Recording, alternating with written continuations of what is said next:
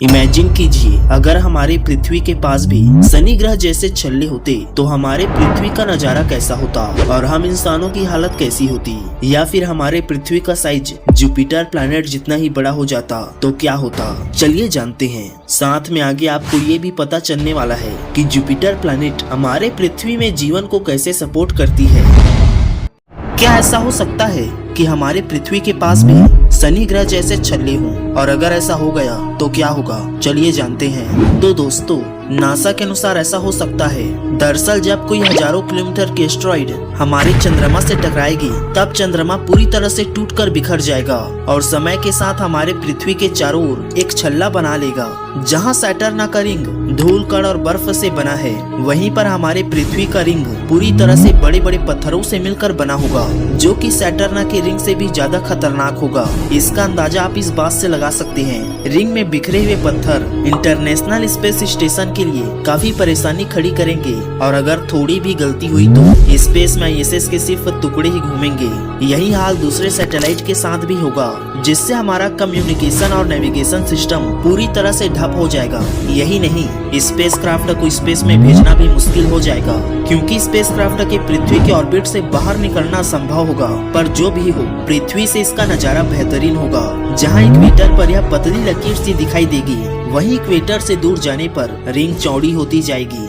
Next, क्या होता अगर हमारी पृथ्वी जुपिटर जितनी बड़ी होती।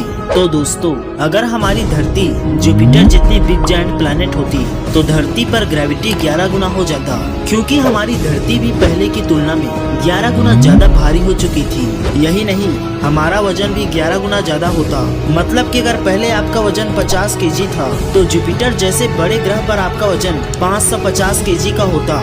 जुपिटर जितने बड़े पृथ्वी पर वायुमंडलीय दाब भी ज्यादा होता, और आपको ऐसा लगता मानो जैसे कि हवा आप पर दबाव डाल रहा हो। इसका प्रभाव हमारे दैनिक जीवन में भी पड़ता, जैसे कि हमें चलने में काफी परेशानी होती, और इतनी बड़ी पृथ्वी पर हमारे घर का छत भी बार बार टूटने लगता।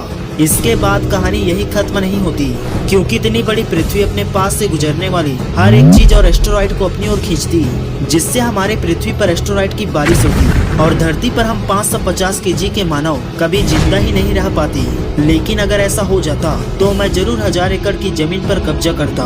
नेक्स्ट, बिना जुपिटर के हमारी पृथ्वी की हालत क्या होती, चलिए जानते हैं। तो दोस्तों, इसमें कोई शक नहीं है कि सूरज के बाद हमारे सौर मंडल का सबसे डोमिनेंट ऑब्जेक्ट जुपिटर ही है।